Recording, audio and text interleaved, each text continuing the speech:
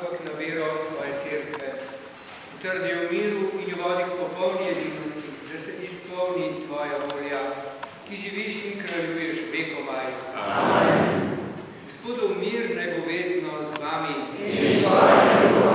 Mislim, da je danes prav poseben čas in trenutek pri maši, ko Jezus nam podarja svoj mir, da si ga tudi drug drugu podarimo in odpustimo drug drugemu. Podajmo se dobro.